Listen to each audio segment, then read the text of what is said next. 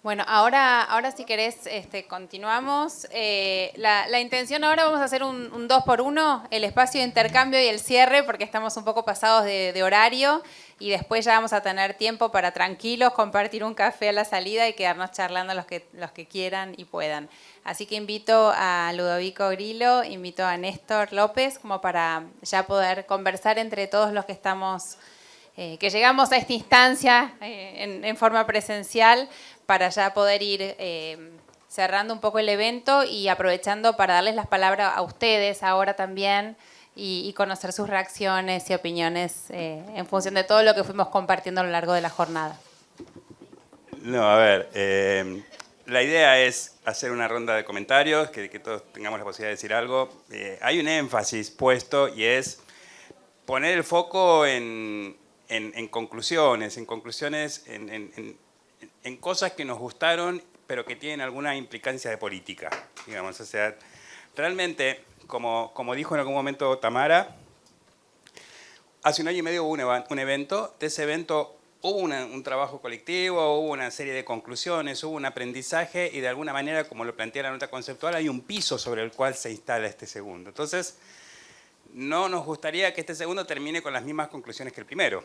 O sea, precisamente la idea es tomar eso como piso y ver de qué manera podemos, por encima de eso, ese piso que está planteado ahí, un piso que hoy está también consolidado, por encima de eso, ¿qué se nos ocurre?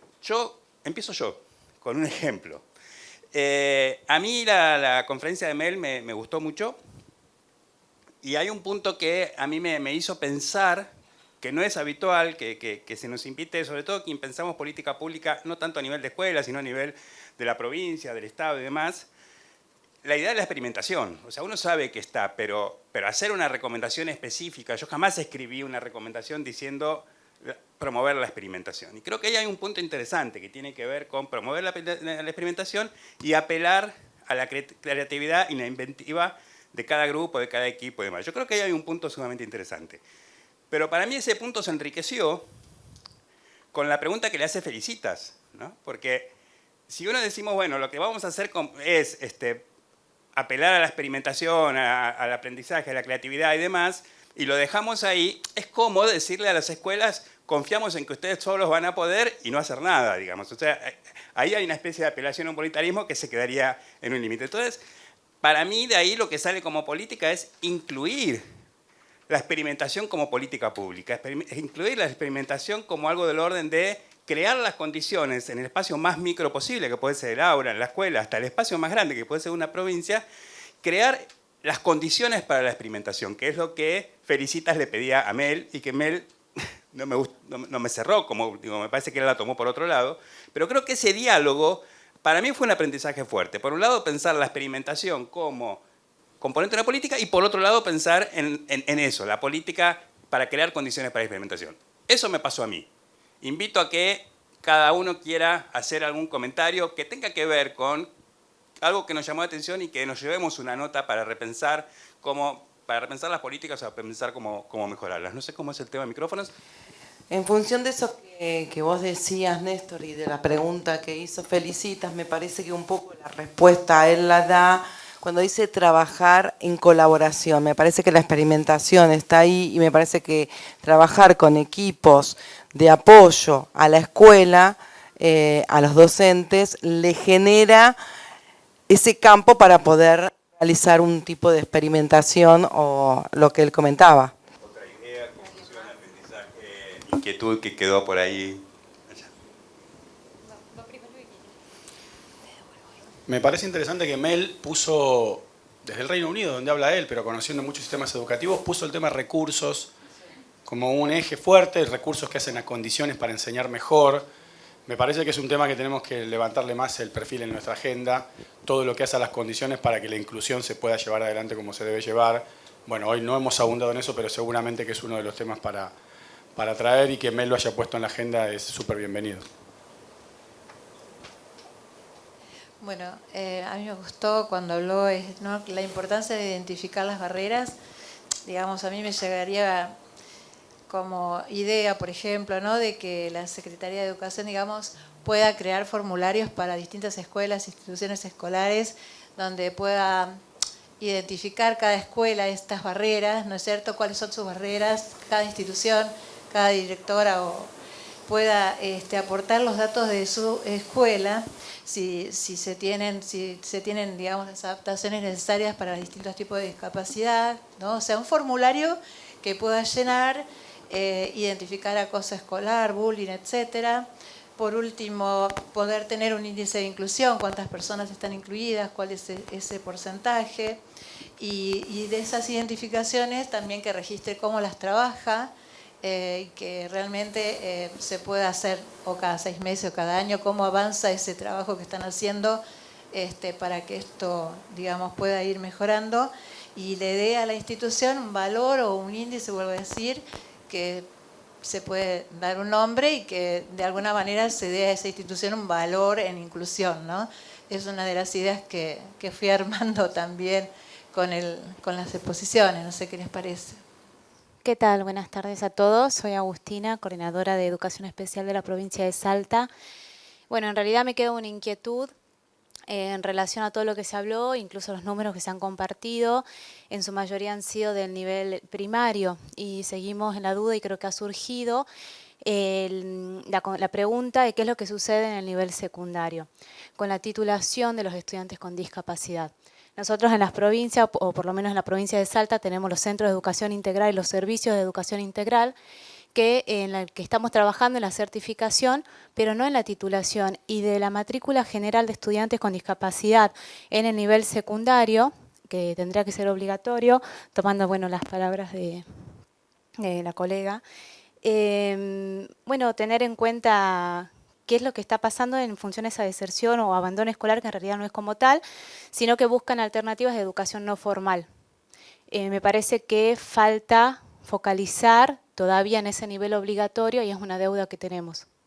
No, una sola cosa que algo trajo Mel en su exposición, pero quizás también nosotros, así forma parte de la Red Regional por la Educación Inclusiva, con muchas otras organizaciones de la región, y lo que hablamos mucho siempre es como de la importancia del trabajo colaborativo, que muchas veces la educación inclusiva parece muy compleja porque los docentes y las docentes se sienten muy solos en en ese trabajo, y porque muchas veces desde la dirección de las escuelas, y por eso también la importancia de la figura del director o directora, no se generan, a nivel institucional esos espacios para que puedan conversar, intercambiar, pero el aprendizaje, por lo que hemos estado estudiando nosotros, el aprendizaje que se produce cuando los docentes tienen tiempo para conversar entre sí, e incluso cuando conversan con docentes de otras escuelas, y a veces si no se hace como en la propia escuela, o la propia escuela no lo organiza con otras escuelas, también hay algunas iniciativas más de sociedad civil que ayudan mucho a eso.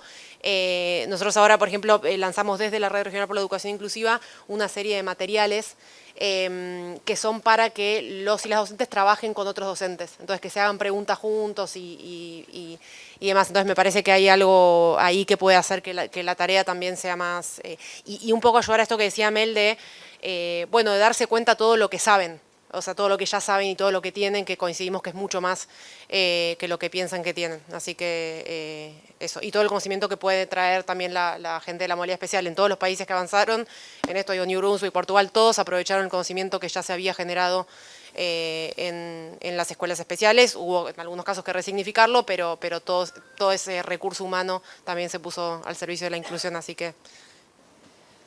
Cuando habló del trabajo de los alumnos por pares, me hizo acordar mucho el trabajo de Inés Aguerrondo cuando trabajaba en las tutorías por pares, cómo los mismos chicos colaboraban para que los chicos produjeran mejores aprendizajes.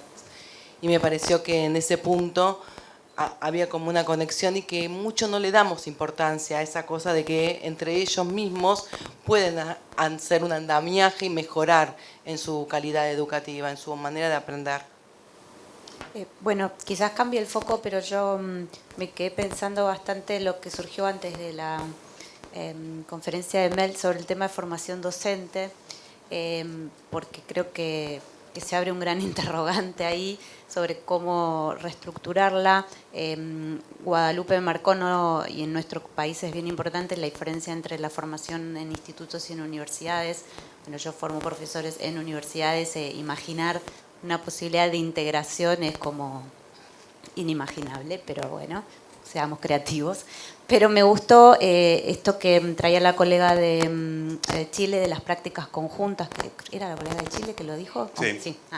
Lo de las prácticas conjuntas, entonces, bueno, pensar esquemas alternativos entre un tronco común, luego evidentemente diversificado, pero sí incluir prácticas conjuntas al momento de las residencias quizás sea una buena alternativa, me gustó para pensarlo. Sí, buenas tardes a todos. A mí me pasa que vengo acá como en el rol de dos personas distintas que confluyen en una cuestión educativa. Vengo invitado por la empresa a la que represento y por otro lado soy docente en la Universidad de Buenos Aires, en la facultad. Y nosotros desarrollamos actividades relacionadas con la inclusión y pretendemos que se difunda el tema de lo que es la educación de los colectivos vulnerables. Siempre me quedan estas sensaciones, cuando converso siempre con asociaciones, y que fue lo que me pasó acá también, es que veo que generalmente los familiares, los padres, son los que impulsan el tema de todo lo que tiene que ver con lo educativo. Me pasa con APADEA, que es una asociación de padres autistas, me pasó con AEDROS, que está acá, me pasó con ANDIS, que hoy también lo mencionaron. Y hay una cuestión que yo no he visto, por ejemplo, es cómo es la llegada de esos pequeños colectivos a las universidades, cosa que no visualizo tanto y capaz que los especialistas que están acá me puedan ayudar. Y por otro lado, hay, como el banco hoy también lo dijo, y que a mí me encantó que lo haya dicho, que también miramos la parte económica de esta situación, es donde nosotros nos especializamos, los contadores, como en mi caso, también tenemos que tener otra mirada del rol que impacta en lo económico, en la sociedad, esta inclusión parcial, como dicen algunos autores, o no inclusión, ¿sí? Y bueno, a mí me interesa muchísimo porque escucho mucho de los padres con los cuales yo trato de aprender, es esa famosa frase de ¿qué pasa cuando yo no esté? Y creo que también tenemos que trabajar mucho, porque es la gran pregunta que cuando hablo con la gente que tiene chicos en estas situaciones vulnerables, siempre surge esa pregunta y siempre surge que no tengo ningún lugar donde alguien me diga qué planes puedo hacer. Y tal vez sea algo interesante que pueda desarrollar el banco o mismos ustedes, lo propongo en general, no para que sea una idea de una sola persona, sino que, bueno, yo aplaudo estas iniciativas, estoy muy feliz de haber participado y quiero tirar nada más que estos interrogantes para que surja entre ustedes. Por un lado es qué pasa con los estudiantes que llegan o no llegan, que yo no los veo en las universidades, y por otro lado, yo en donde trabajo, nosotros hacemos políticas de vinculación, les hacemos simulación de entrevistas, les hacemos un día en un área, otro día en un área, hicimos un seminario, un congreso, por suerte tengo una empresa que me ayuda en esto, y yo formo parte de una red de voluntarios, y aprendemos mucho de los padres, ¿sí? Y bueno, por eso trato de tirar el tema, es que si existe alguna publicación o ustedes desarrollan alguna metodología para ver cómo se maneja unos padres cuando ven en una edad en que se encuentran con que los hijos ya o toman una independencia o realmente ellos se sienten con esa pena, ese pesar de saber qué sucedería cuando ellos no estén para apoyar a estas personas, ¿no? Simplemente eso, bueno, muchas gracias. Supongo que el café es un momento para acercarle algunas respuestas, quien la tenga, porque son preguntas complejas, ¿no?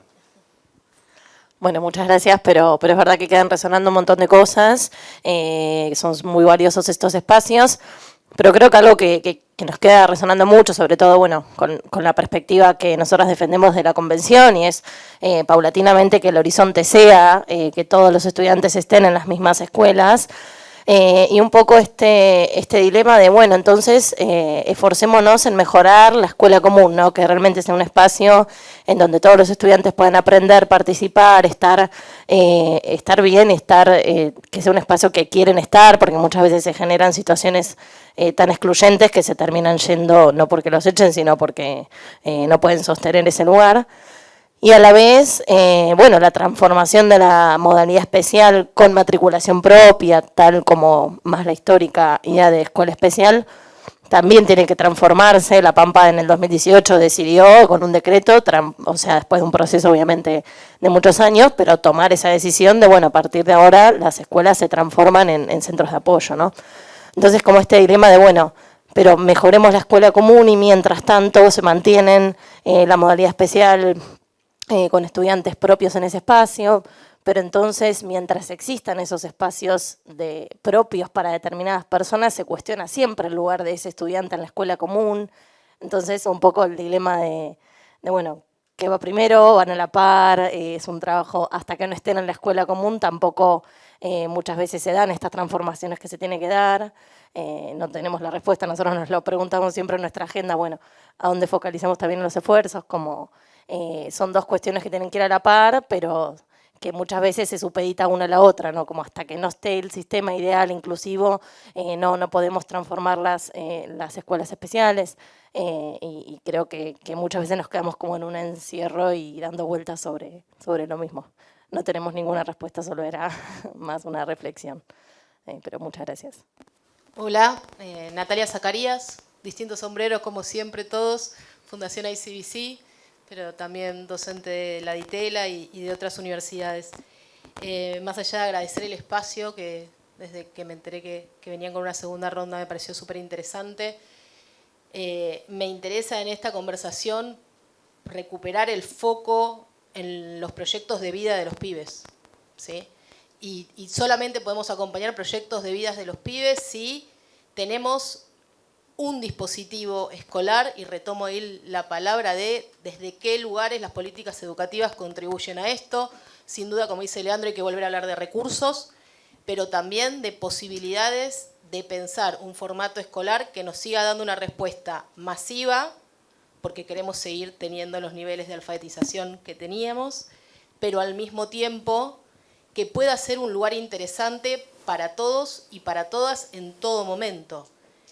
Cuando el formato escolar nos sigue diciendo, y me pongo en el foco de la escuela secundaria, que sin duda es lo que más nos complica a la hora de pensar experimentaciones, trayectorias, todos los sistemas hoy están con pilotajes vinculados a eso, cómo acompañar esos pilotajes que nos den mejores herramientas para pensar una escuela secundaria que titule, que los acompañe a todos, y que si no va a ser ese el formato en el que entren todos, que las alternativas sean lo suficientemente interesantes para consolidar un proyecto de vida en cada uno de los sujetos. Creo que hoy todavía tenemos por fuera una diversidad de opciones que no tienen la misma jerarquía, y lo sabemos, y que eso también obliga a que empujemos masivamente a sujetos a vivir una experiencia que sabemos que no es positiva, no solamente para ellos, sino para tantas otras subjetividades que hoy crecen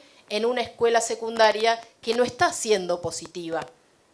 Vuelvo a lo que decían recién desde ASIG.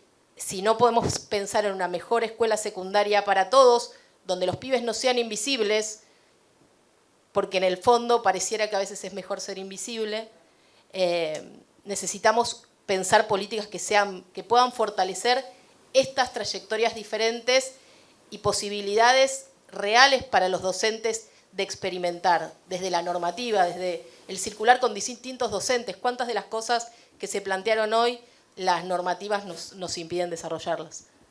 Esta última comentario me da pie a unas notas desordenadas, creo que me las ordenó.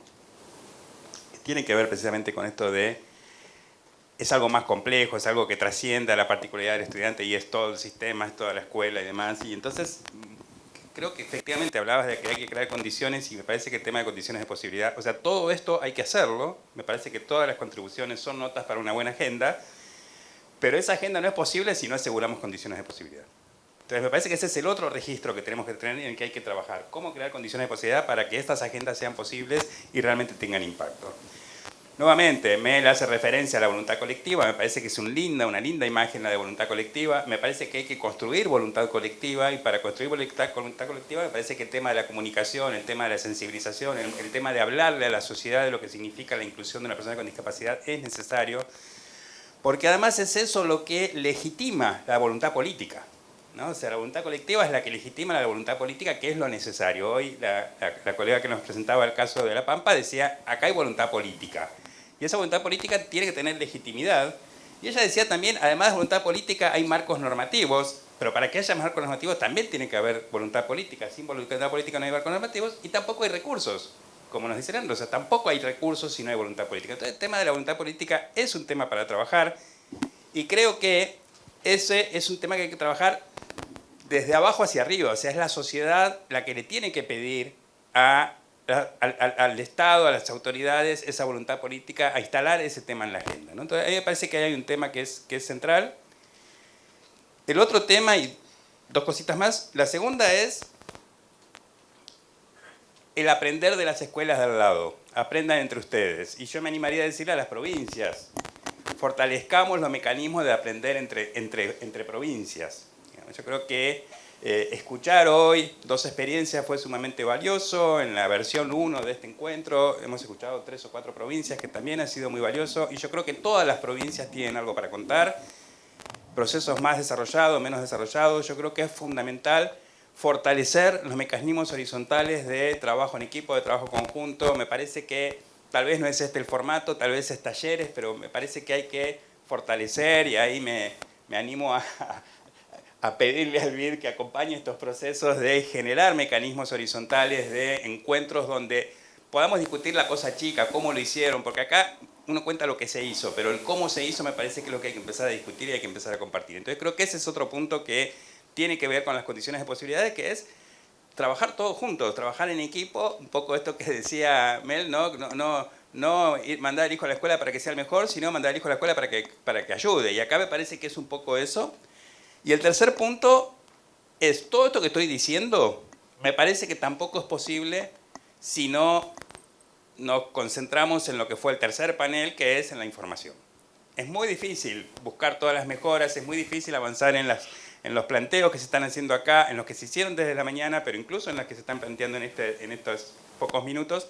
Me parece que es difícil si no seguimos acompañando, porque realmente lo que vimos es que se está haciendo mucho. A mí esta última mesa me generó como expectativa, en el sentido de que se está trabajando en distintos ámbitos, de distintos lugares, faltan muchísimas articulaciones, falta que esto termine de hacer clic, y lo que tenemos que hacer es trabajar para que ese clic se haga, pero también es un trabajo que hay que hacerlo entre todos. Eso es lo que me queda a mí como comentario final de esto, y con esto te devuelvo la palabra.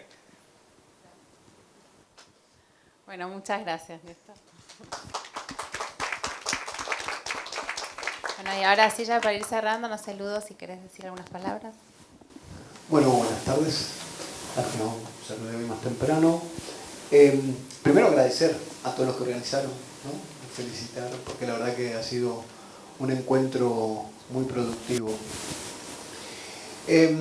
Una pequeña reflexión, ¿no? Este tema siempre toca las fibras más íntimas de las personas. Y eso es liberador de energía. A veces negativo, porque hay encierros o hay otros que se aceleran demasiado, ¿no? Y yo creo que una palabra que apareció 2 o 3 veces, pero que tiene que aparecer mucho más y ser central, es la escucha, ¿no? Venimos, creo, construyendo o empezando a construir un camino que tiene mucho de escucha y diálogo, ¿no? Entonces, quizá lo que une a mucho de lo que se ha dicho es escuchar la experiencia de otra escuela, de otra familia, de otra provincia, de otras instituciones, de la sociedad civil. Y creo que tanto el experimentar como el mirar los datos, de alguna manera es escuchar, ¿no? Y la escucha tiene sentido si con eso después hacemos algo y construimos como sociedad, no construimos solos, ¿no? Me parece que ahí es cuando formamos una sociedad educadora, cuando nos escuchamos y juntos nos ponemos a construir. Me parece que vamos en buen camino. Yo me voy contento con lo que he visto hoy. Y sí, quizá, digamos, la parte, no sé si la menos alegre, pero por ahí donde hay que pinchar algunos globos, es que este proceso nunca termina. Una vez una de las grandes reformadoras de escuela secundaria, a la cual yo como director estaba asistiendo a una conferencia, nos dijo: nunca está el modelo definitivo. El día que ustedes piensan que en su escuela encontraron el modelo definitivo es que dejaron de escuchar y están por pegársela, digamos, ¿no? Entonces, Este es un proceso, obviamente hay momentos mejores y momentos peores, donde estamos en más o en menos sintonía, pero es un proceso permanente, así que yo felicito a todos los que organizaron, participaron, dieron las charlas en los paneles, porque veo que estamos en un momento donde vamos a mucha sintonía, porque hay mucha escucha y muchas ganas de construir juntos. Me parece que sin duda eso nos va a hacer que esto dé muchos frutos. Así que muchas gracias y felicitaciones. Bueno, y ya por mi parte, bien cortito, ya para ir cerrando, solamente quería recuperar algunas de las cuestiones que ya se dijeron. En principio, esta necesidad de tener más claridad sobre quiénes son y qué necesitan cada uno de los chicos que está en el sistema educativo en Argentina, más allá de si tiene o no tiene discapacidad, ¿no? Y en ese sentido también, una vez que podamos tener identificados quiénes son y qué necesitan, ¿qué les proponemos? Dicho esto, me parece que sí hay puntas y hay oportunidades y hay mucho que se está haciendo para darle visibilidad y mirar el vaso medio lleno. En ese sentido, recuperar esta idea de condiciones de posibilidad, hablamos de sistemas de información y de todo el trabajo que se está haciendo, no solamente desde la Secretaría de Educación Nacional, desde hace rato y ahora también, sino también desde INDEC, también a nivel regional, y me parece que ahí hay conversaciones que se están dando, que vale la pena poder visibilizar más y ver de qué manera poder articular mejor en línea con lo que se necesita desde el diseño de políticas educativas. Por otro lado, también se habló de recursos, y ahí pensaba no solamente en recursos materiales, sino también recursos humanos, infraestructura y muchas de las cuestiones que también fueron parte de las distintas exposiciones. Estaba pensando en lo de Escuela 21, que también se hizo referencia a este tema. Cuestiones vinculadas con formación docente, que recién Feli recuperaba, pero que también Guada planteó y que fue parte de las conversaciones que tuvieron lugar a lo largo de la jornada, y que me parece que es un tema que no hay que tenerle miedo y que es una conversación que hay que dar en algún momento. Y también esta idea de aprender de otros que traía Mariana, que traía Néstor, que fueron mencionando también, de otros, de los chicos entre sí, de otros, de las escuelas, de los propios docentes, de los sistemas educativos a nivel subnacional y también de otros sistemas educativos a nivel regional que están presentando desafíos parecidos. Y en ese sentido también pongo a disposición este espacio, como lo venimos haciendo, para poder pensar juntos y ver qué vuelta le encontró algún otro sistema educativo, no para hacer una traducción, sino para inspirarnos y poder ser creativos, pero sobre cierta base de errores ya aprendidos y no necesariamente volver a meter la pata con las mismas cosas. Y en ese sentido también me parece que hay una oportunidad muy valiosa de visibilizar estas conversaciones, estas oportunidades de intercambio, y ahí sí, ya para pasar a cuestiones operativas, quédense tranquilos que vamos a compartir todas las presentaciones en la medida en que los expositores nos autoricen. Vamos a pedir autorización primero, cuando quienes estén dispuestos a compartirlas, vamos a compartirlas en un drive. Está Juan Pablo también, que está filmando, el equipo de Sergio, así que seguramente también vamos a poder acompañar con algunos cortos de parte del contenido de los paneles, porque creo que hay mucho de lo que se dijo que no es autoevidente y que permite andamiar conversaciones con otros actores que no tienen por qué saber cómo funciona el sistema de información educativa o cómo se releva cuestiones vinculadas con discapacidad en los censos. Entonces me parece que hay mucho de lo que se dijo hoy que realmente posibilita tener conversaciones más profundas en la medida en que esto circule y se ponga a disposición de otros actores. Y sí, ya para ir cerrando, quiero hacer un agradecimiento enorme. En primer lugar, a la Secretaría de Educación Nacional. Ludo, te tocó ahora representarlo. Porque, bueno, toda la Secretaría, particularmente Guadalupe y Freddy, vienen acompañando esta oportunidad que tenemos desde el BID de meternos y posibilitar quizás conversaciones más plurales, o por lo menos lo intentamos, así que en ese sentido muchas gracias por habilitarnos. Al equipo del BID, a Vicky Oviña, a las dos Paulas, Paula Cantor, Paula Pisa, Blanca Pesado, que se puso todo al hombro, Mariana Nesquenone, que hace como 2 años de que terminó el conversatorio anterior que veníamos con ganas de darle continuidad, y Néstor, que es un aliado imbatible en este camino. Así que bueno, muchas gracias. Gracias al equipo de intérpretes de lengua de señas. Es el primer evento del BID que se hace con intérprete de lengua de señas. Así que muchas gracias por el esfuerzo tremendo. Y sé que hablamos rápido. Los traductores que estuvieron acompañándonos también durante la exposición de Mel.